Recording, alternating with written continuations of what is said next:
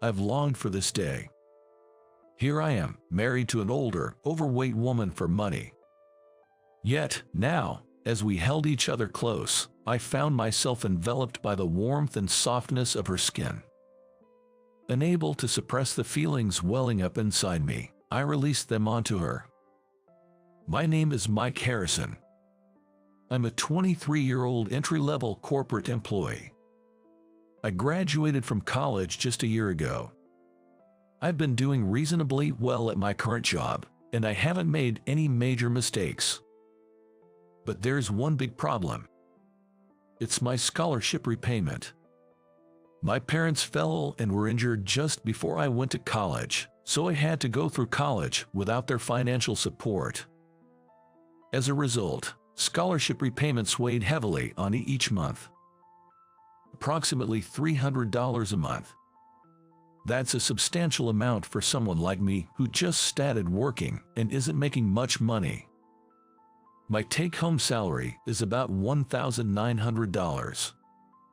Rent is $500, groceries are $200, plus utilities like water and gas add up to around $100. After adding necessary expenses like my phone bill and clothes, my living expenses roughly amount to $1,000.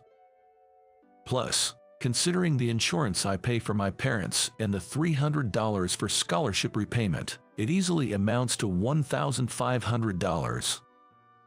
And that's after cutting corners by living in a cheap apartment, using a budget smartphone, and cooking my own meals. I could easily spend up to $1,700 if I'm not careful. I tried to save whatever is left over, but unexpected expenses came up occasionally, and my bank balance rarely increased. I couldn't afford the things I like, and falling ill would be disastrous. If it weren't for the $300 scholarship repayments, I could have some fun and peace of mind. I often found myself resenting the situation. But I made this choice, so I have to make the payments.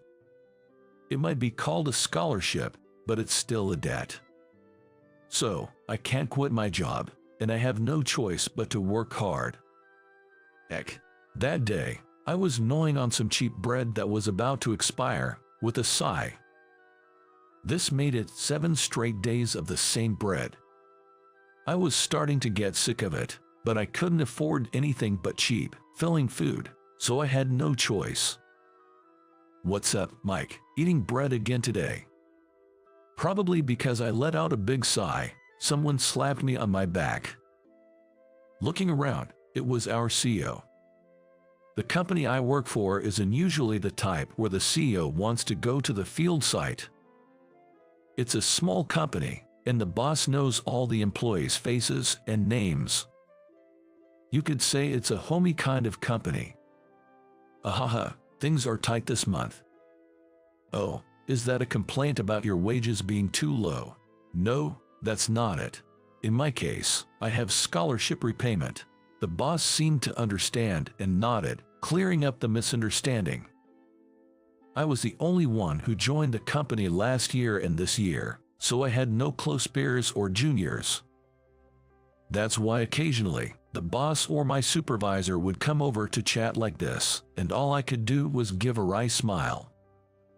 Because in simple terms, I was saying, I'm having a tough time because I'm in the middle of repaying a debt. Well, no one could help me with that. Then the boss started humming thoughtfully, going, is something wrong? Well, I was planning to talk about it anyway. The boss awkwardly brought up a topic to me. Apparently, the boss's business associate, well, a chairman who has been taking care of us since long ago, was looking for a marriage partner for his daughter. The daughter is turning 40 this year. Honestly, even with matchmaking dates, she could seem to find a partner. She really wanted to get married and even said, "If you marry me, I'll give you all my savings." So, because of his reputation, the boss brought the issue up with me. To be honest, she's nearly twice your age, she's 40 this year, and I don't think children are on the table. That's why I wanted to just go through the motions of discussing it. The boss said there was no need for me to take it. Of course, I had no intention of doing it. After all, I had never met this person, and I love kids, so I wanted to have children in the future.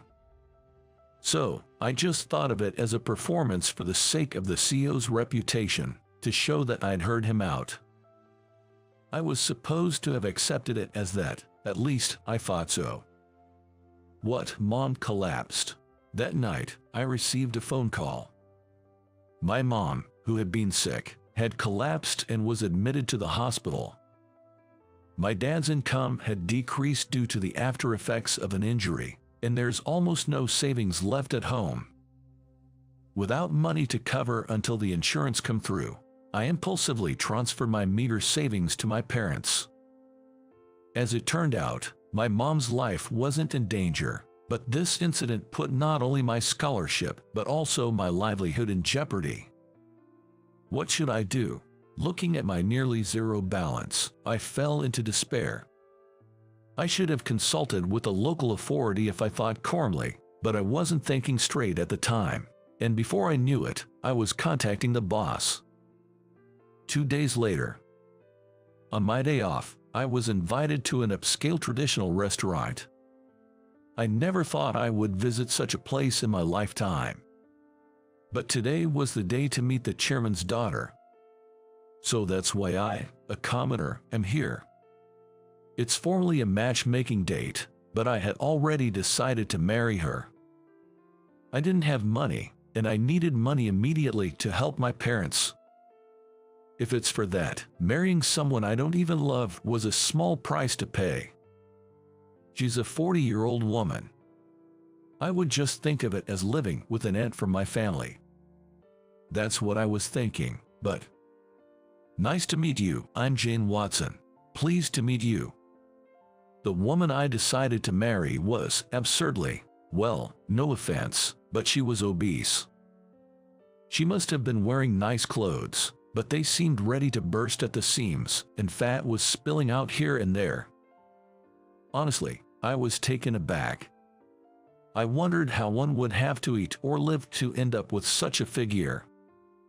She was a sight beyond belief. But I couldn't turn back now. I'm Mike Harrison. Nice to meet you. Let's drop the formalities. It's too formal. It seems that Jane had a strong personality, and I was incredibly anxious about whether I could handle this in the long run. In the end, everything proceeded smoothly, and we decided to live together. I was used to living alone, but my old run-down apartment was indeed too small for 2 people. Plus, she's the chairman's daughter. As expected, Jane took care of all the living expenses, and I ended up moving into a high-end apartment. The view was great, it's spacious, it was the best.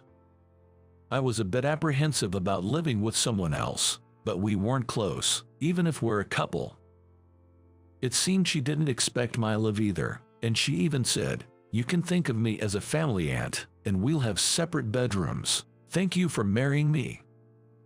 The day after we finished moving, we submitted our marriage form. I've started my own household, but it did feel real at all.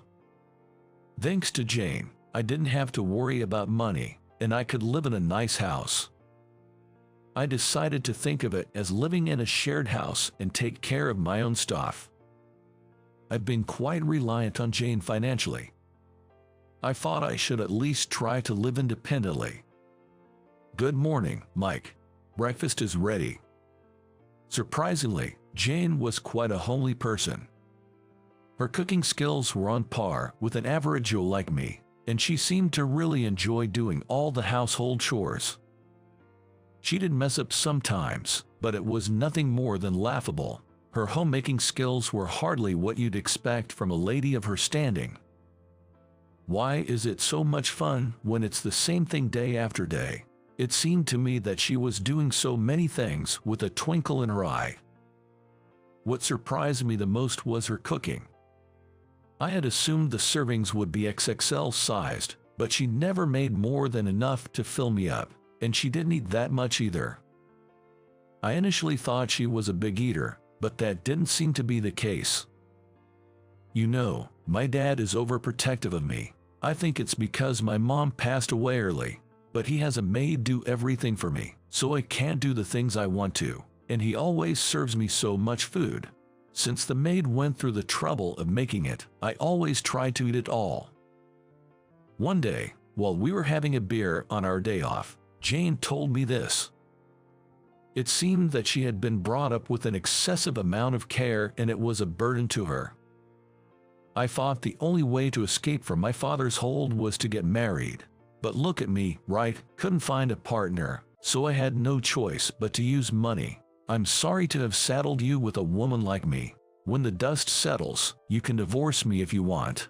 Please, just let me stay by your side for a while. Jane, looking quite apologetic, said this to me. Regardless of the situation, Jane was always calm, able to see things objectively, and I felt that as a human being, she was a woman with a strong core. Perhaps her weight gain was also due to parental oppression. Jane has been prepared to be discarded by me someday. That's why she's living this free lifestyle now, her eyes sparkling. The first feeling I had for her was sympathy. I was able to live freely because my parents were laissez-faire, but she didn't have that luxury. If being with me allows her to be free, even if just for a bit, I wanted to support her. Although, in the current situation, I was the one being supported. But it would be a lie to say that I had no affection for her. Jane was what you might call an inclusive woman. She'd console me when I made a mistake at work or was feeling down. I felt a maternal presence from her, I guess. I felt incredibly at ease.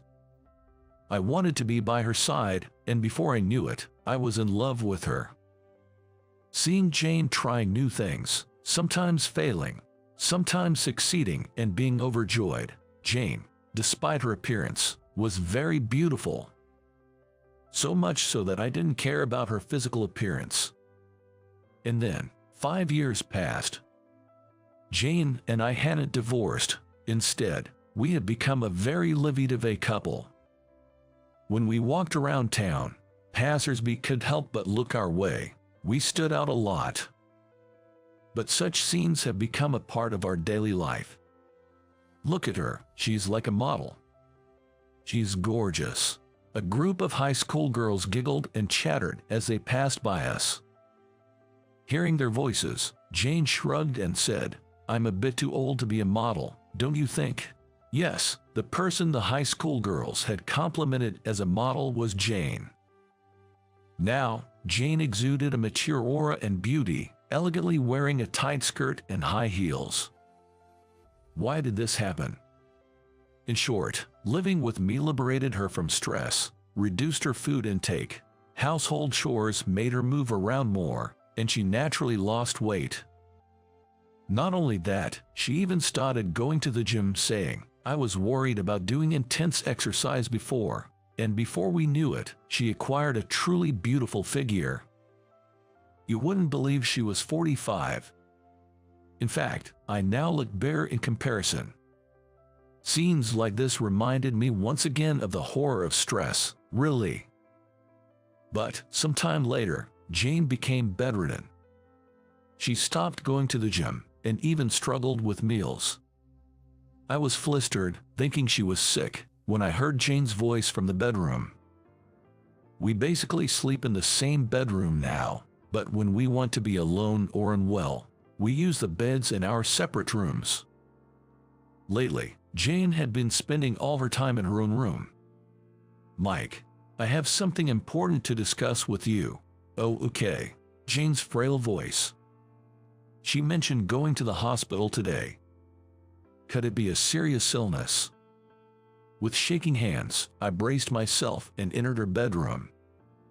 I would try not to be surprised, no matter what she told me. I was sure she was the one suffering. Entering the bedroom, I found Jane lying down, looking in pain. Seeing her slowly sitting up, I couldn't help but ask in a voice close to tears, "Are you okay?" Shoot, I didn't want to make her worry. Biting my lip, I regretted my words. Seeing my reaction, Jane said, "I'm sorry to worry you. I went for a checkup today, had them look inside me." Then she handed me a picture, printed in black and white with a small circle marked on it. Inside the circled area, there was a small dot. Wait, is this? Yes, it's an echograph. I knew what Jane was trying to say. So, this meant I'm pregnant. What, really? I let out a stunned exclamation. Of course, Jane and I had shared nights together, so there was a possibility. But I was sure the chance of a natural pregnancy at 45 was about 1%. The doctor said it was a miracle. Jane revealed with tears of joy welling up in her eyes. It turned out that all the recent discomfort she had been experiencing was morning sickness, and there was nothing else wrong with her health. I had given up on having a child, but knowing that a baby, our baby, is growing inside me, I'm so happy. I've been longing for this day, she admitted before breaking down in tears. I gently, very gently, held her in my arms. I could feel her warmth and hear her heartbeat, and I found myself tearing up too. Thank you, Jane. Truly, thank you. I am so happy right now. Me too. Both of us, grown adults, wailed pitifully. Sure, there are risks associated with late-life pregnancy, and undoubtedly we're about to face all sorts of challenges. But none of that matters now. All we want is to share the joy of welcoming this new life. Our thoughts turn to the even happier future that's sure to come.